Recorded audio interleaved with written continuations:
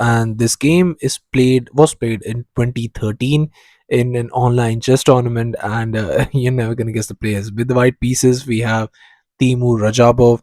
I mean, it's been a while when I've shown or seen game of Teimour Radjabov, but he was an absolute beast. And with the black pieces, we have none other other than young Magnus Carlsen. So this game is going to be an absolute insane one. And Teimour with the white pieces, he goes for e4. We have e5, knight to f3, knight to c6, and bishop to c4.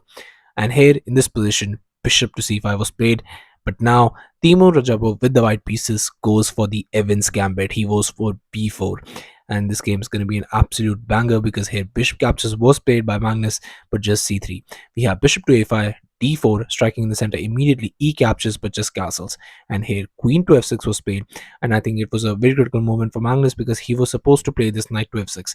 And it's very important that you play this knight to f6 because here, once the bishop to e3 comes trying to not let you castle, you play d6. But now definitely there's going to be a strike in the center, e5, but you play this knight to e4. And here after e captures, you play c captures, queen to e2. Now, very nicely pinning it. Now if you castle, I'm just going to take this knight, and here you get this bishop to f5. Just defending the knight, knight bd2, trying to just add pieces to the pin, but but actually in this position, you can just simply go for castles. Because now once knight captures on e4 comes, you play this very nice rook to e8, and now you pin add a pin of your own. And here after bishop to d5, defending everything, you play bishop caps on c3. Just in the midst of all of those chaos, you just grab a pawn like nothing ever happened. And now if you play queen to d3, now you get this very nice bishop to g6. Just a very calm move, keeping an eye on everything in this position. Absolutely insane. And here after knight after g5, you play rook caps on e4.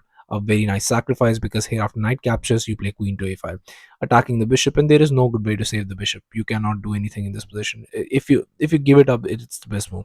Because here once you play rook a to c1, we play queen caps on a3, queen to h3, just trying to attack, but here just bishop captures. And now this does look bad, so you're going to have to play a move like that. But you have to understand that this is the best. This is the absolute best that you can get after someone has played those lines. But this was before the engine era, so not everyone knew lines. And I mean, Magnus was so young at that time, so you cannot expect everything from him. And so here just queen to f6 by Magnus, but now just comes this queen to b3. And it looks scary, but right now you have nothing. And also this is not in the position either, trying to go for that as bishop is just blocking it. But here just knight g to e7, we have c captures, and now you have immense control over the central squares.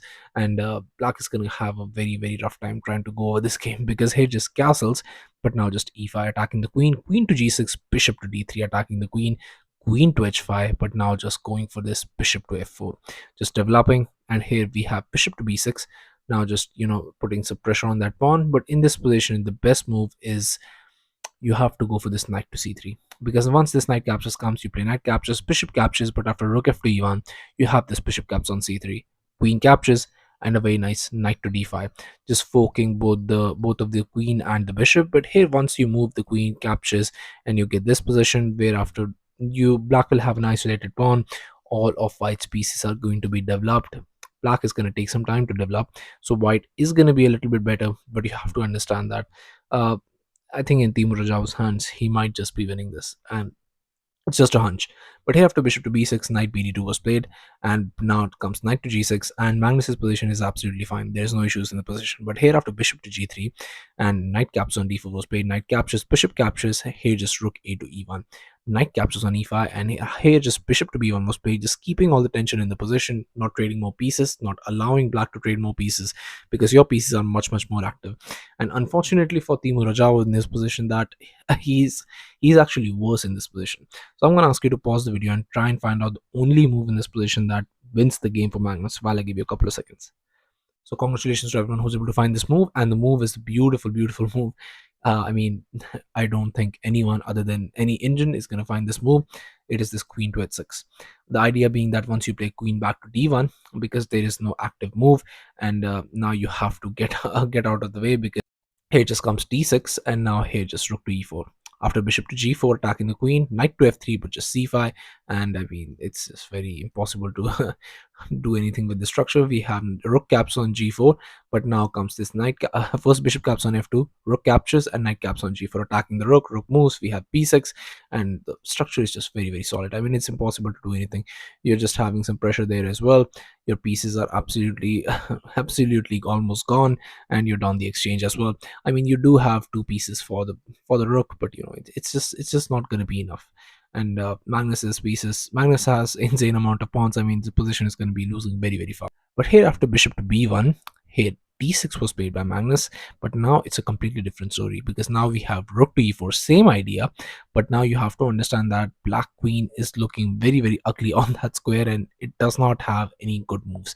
Because here bishop to e6 attacking the queen to a4, but just bishop to c3, and this bishop to c3 adds further, uh, further salt to the wounds, because here just rook to h4. And where are you moving the queen? You don't have this square, you don't have this square, you don't have this square, and neither do you have this anything. So your queen is basically trapped here. So queen captures on h4 was played by Magnus, but just queen captures, and now there is a very gnarly threat of mate there, so you have to defend that. So knight to g6, but here just queen to g5, knight to e4, and here after bishop to d4 we have h4. And here Radjabov just played f5 and attack the knight, and after h5 knight to e5, but here h6, and we have knight to f7. And here Radjabov in this position just went for queen to d2, and it was on this move, on just move 28, that young Magnus Carlsen resigned the game, and Teimour Radjabov got this spectacular victory against the soon to be world champion. So yeah, thank you all for watching. I'll be coming back with games like these, so stay tuned to the channel, subscribe to the channel, and I'll be seeing you guys very soon. Thank you.